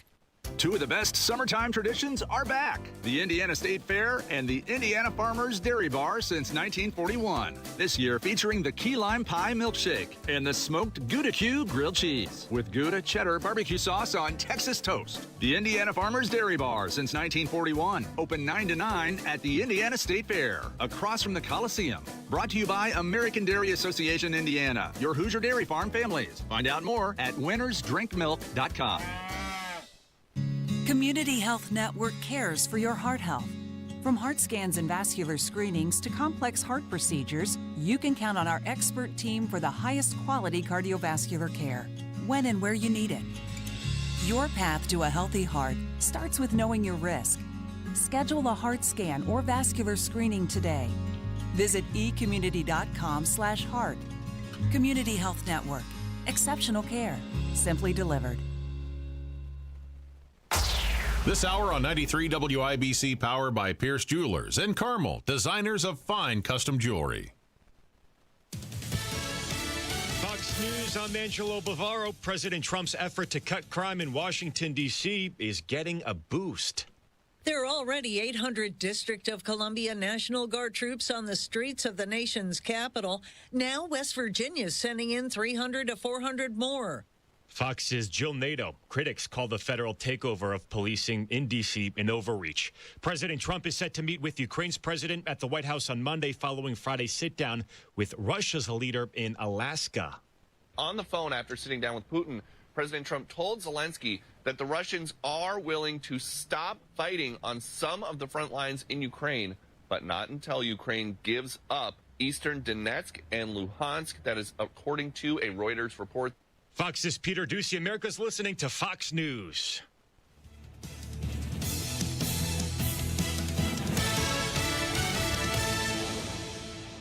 Grown-ups, don't go back to school. Go forward through school into your future as an IT professional. Whether you're starting out, switching careers, or a veteran ready for change, My Computer Career can help you get into IT in just a few short months with no prior experience. So take the free career evaluation now at mycomputercareer.edu. Your rewarding career in IT awaits. That's mycomputercareer.edu. An Elite CompTIA certification partner. Financial aid is available to those who qualify, including the VA benefits. Well, summer's still hot, and so are the deals at Tom Roush Lincoln. Right now, get 0% for up to 48 months on 2025 Lincoln Aviator and Nautilus, or 0.9% for 72 months on 2025 Grand Touring Corsair. Or how about a 50 $50,000 Lincoln Corsair from just $499 per month. So come get one of those hot summer deals at Tom Roush Lincoln in Fisher. MSRP $52.20, 36-month term, $2,500 due at signing, $499 a month, 10,500 miles per year. Good through 8/31/25. Pat Sullivan here for Hope Plumbing. Do gurgling pipes, the fear of a leak in your basement, or an AC unit that sounds like a lawnmower keep you up at night? Become a member at Hope Plumbing, Heating, and Cooling and have the comfort of knowing you have a technician on call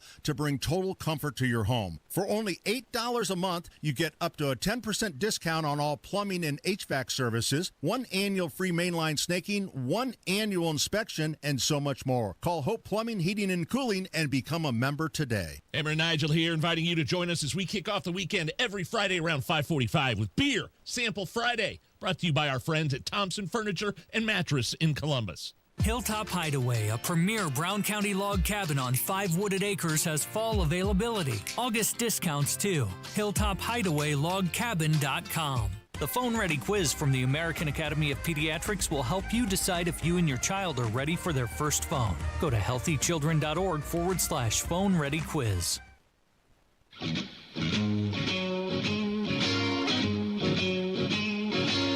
He's a Second Amendment attorney. He's an NRA certified firearms instructor. He's the gun guy.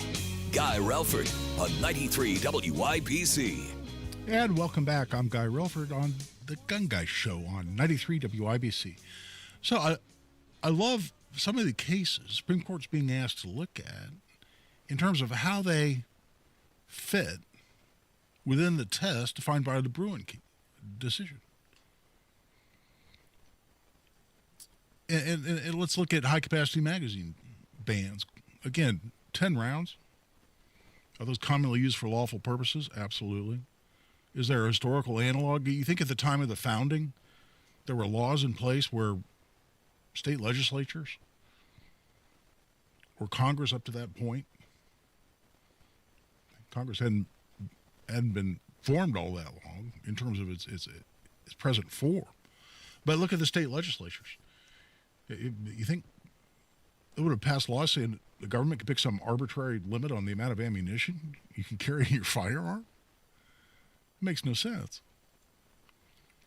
But it gets even more ridiculous in my mind when you look at some of the other issues the Supreme Court's being asked to take or will soon be asked to take. The prohibition against 18 to 20-year-olds being able to buy firearms in Florida. 18 to 20-year-olds. No, you can't go in a gun store and buy a gun. Federal law says you can't buy a handgun unless you're 21, but you can buy long guns. Florida, though, after the Parkland shooting at Marjorie Stoneman Douglas High School, passed a law that says you have to be 21 to buy a long gun, a rifle or a shotgun as well. That's being challenged. The Supreme Court's being asked to take it. At the time of the founding, there was, early on, a definition of militia. It was people 17 to 45, able-bodied men 17 to 45. Today, the Indiana Constitution also talks about a militia and talks people 17 plus. That's who could participate in a militia. And is there some historical analog for a private citizen all the way down to, or all the way up to 20 years old, not being able to possess a firearm? Because if you don't let them buy it, that's an infringement on your right to possess it as well. You think there's a historical analog for that? You think that's going to pass muster in the Supreme Court? This Supreme Court? I don't see that coming. I predicted the Rahimi outcome. The Rahimi outcome, you could say, went, quote unquote, against our Second Amendment rights. But I predicted it because Rahimi was such an incredibly bad guy, and by all reports should have been convicted of multiple felonies long before the case ever went up to the Supreme Court, and should have been prohibited from possessing a firearm, having been found to be a violent felon.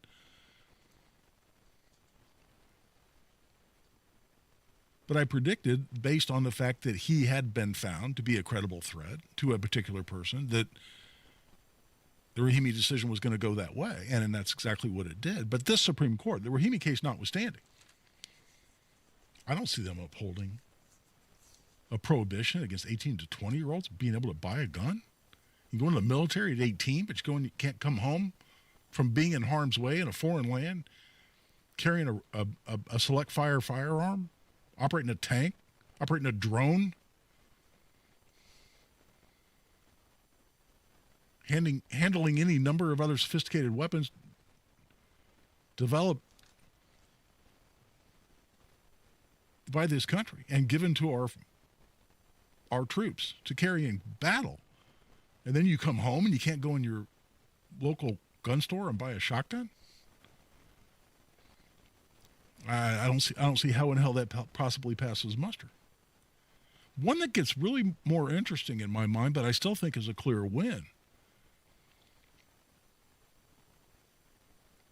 And Amy Coney Barrett actually wrote a dissenting opinion when she was on the Seventh Circuit Court of Appeals on this issue. I mentioned violent felons, people convicted of violent crimes, determined beyond a reasonable doubt to have committed violent crimes. But yes, those pass that text, history, and tradition test. What about a nonviolent felony? What if you have, and this is the case, what if you have a felony on your record because you lied on your application for food stamps? If there's a nonviolent crime, that's got to be it. And I have a client where we're looking to challenge this exact issue. He ended up pleading to a felony for what amounted to bank fraud. It's very similar to what President Trump was convicted of. That is, he was accused of misrepresenting assets to obtain a loan.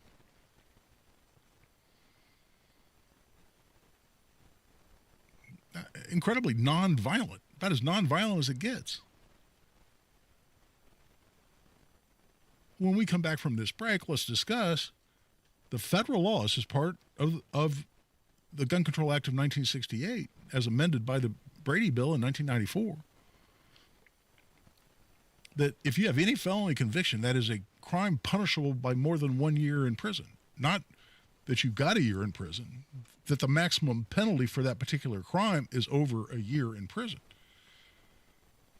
which is what most states call a felony. If you have any felony, including nonviolent, federal law says you cannot possess a firearm. How does that do that law, part of the Brady Bill, and therefore part of the Gun Control Act of 1968, how does that hold up under text, history, and tradition? That's what we'll go into while we wrap up this edition of the Gun Guy Show here on 93 WIBC. It's another week of this. There's a very good chance that we'll have a settlement. And another day for this. Water rose 28 foot in 45 minutes. Plus, another possibility of this. Monitor the weather condition, the National Weather Service. That's why another update is just minutes away. Start saying we're not taking this anymore. Just another day. Not with all this happening every day. Happening now. 93 WIBC and WIBC.com. Guy Relford for the law offices of Guy Relford. You know, as I mention here often, one thing we really enjoy doing at the law office, and we've done for a lot of clients, is look at whether we can restore your gun rights if you've lost your gun rights. I'm talking right now on the air about having had a felony conviction in the past. A lot of felonies cannot be expunged, but many, many of them certainly can be. One of the most common ones we've had is people that have had more than one OWI, or what a lot of people call DUIs, within 5 years, and later amended it for a longer purpose. But if you've had two DUIs or OWIs within a certain period of time in Indiana, the second one can be a felony. Well, if you now have 8 years with a clean criminal history, that is any criminal conviction at all, if you paid all your fines, fees, and your court costs, there's no current criminal investigation against you.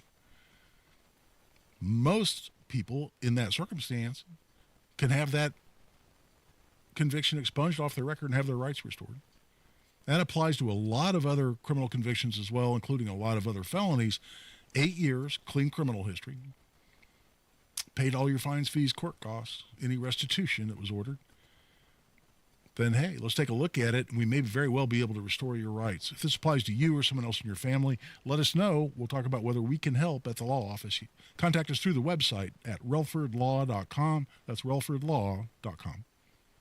If you can plan barbecues and weddings, you can plan to protect yourself from a natural disaster. Sign up for local alerts, prepare an emergency kit, and make a family communications plan. Get started at ready.gov/plan. Brought to you by FEMA and the Ad Council.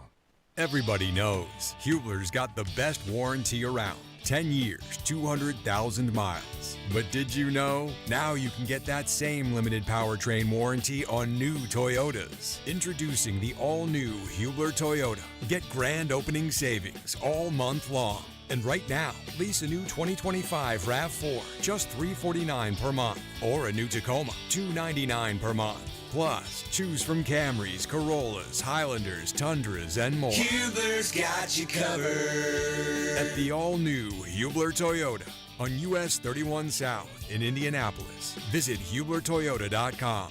Grand opening savings and the best warranty around. 10 years, 200,000 miles. Cover me! Select models, approved credit, plus tax tag title license 249 dealer doc. RAV4 model 4432, Tacoma model 7540. 36 months, $29.99 due, 0 security, 10,000 annual miles, 15 cents per mile thereafter. Expires 9/1. You hear that? That's Mike sleeping soundly on a Sunday night. That's because Mike was smart this time. He took ZzzQuil Ultra to fall asleep fast, stay asleep longer, and get the deeply restorative sleep he needs. So now he wakes up refreshed and ready to conquer Mondays. Let's do this Monday. ZzzQuil Ultra. Not for colds, just for sleep. Really great sleep. Use as directed. Keep out of reach of children. What is your next success story? At University of Maryland Global Campus, you can succeed again with more than 135 affordable online degrees and certificates to help you move your career forward. From cybersecurity and AI to healthcare and MBA, our programs help you build critical thinking, leadership, and communication skills that set you apart in today's job market. Apply now and save with no application fee through September 3rd. Visit umgc.edu to get started. Certified to operate in Virginia by Chev. Teachers shape the future. Right now, in a classroom somewhere in the United States, there's a teacher inspiring a future scientist who'll make preventing pandemics their life's work. Sharpening the mind of an aspiring environmentalist who'll help combat climate change, and generating possibilities for a student who'll be the first in their family to graduate college. Explore a career that leaves a legacy you can be proud of. Teach. Learn more and receive free support at teach.org. If you're pressed for time, the WIBC Mashup Podcast is your shortcut to the smartest, sharpest, and strangest moments on air. It's the best content from Tony Katz, Kendall and Casey, and Hammer and Nigel. Updated daily. Find the WIBC Mashup wherever you get your podcasts. Second to none on the Second Amendment. This is The Gun Guy with Guy Relford on 93 WIBC. And welcome back for the final segment here on 93 WIBC of this edition of the Gun Guy Show. So, nonviolent felons. Here's where I think the Rahimi case actually is a bit of a benefit. The Rahimi case certainly does not say that only if you've been determined to be a credible threat against another person can your rights be stripped from you under the Second Amendment. It doesn't say that. In this particular case, because Rahimi had been determined to be a credible threat, they said as to him, and generally for people in his circumstance, the law is constitutional. That is, you can't possess a gun if you're under domestic violence order of protection. But in doing so, they went through this historical analysis, and they talked a lot about how the text, not only the text, but the history and tradition of regulation under the Second Amendment really focused on people that were dangerous, people that were a threat to the physical safety of others, people that were a threat to society in a violent context.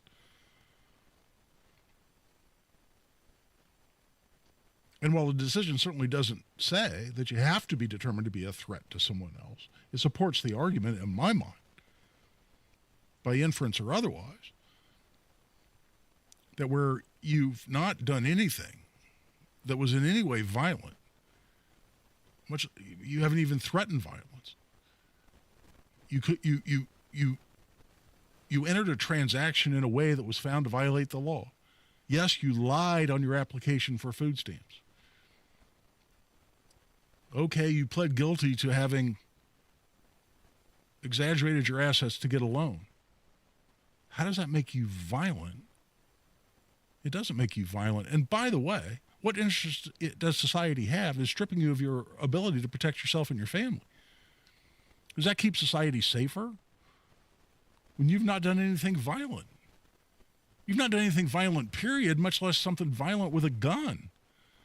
What interest does society have in say, well, you know, the maximum penalty for that particular crime for lying on your food stamp application is over a year, so gosh, society's a better place by stripping you of your Second Amendment rights, by depriving you of the ability to possess a firearm. There's no logical argument to support that. And if you send a poll out there, and this is what you'll hear from the anti-gunners when this case is pending before the Supreme Court, and I hope that's sooner than later, you'll hear, you know, there was a poll conducted by MSNBC. I'm just making this up. This is hypothetical. That asked our viewers, should felons be allowed to possess firearms? And it was 76% no, 82%, with some high percentage. That's because you're asking the question the wrong way. Should people convicted of nonviolent crimes that had no violent component to them whatsoever, no violence component whatsoever, be stripped of their Second Amendment freedom? That's the question. And that question, in my mind, under the text, history, and tradition of regulation, going back to the time of the founding, or 1868, as I was corrected, means that doesn't pass muster. That's it for this week's show. Hope you enjoyed it. Hope you come back. And remember, always shoot straight and always be safe. Deals and specials are sizzling hot. It's the Central Indiana Gun and Knife Show next Saturday and Sunday at the Stout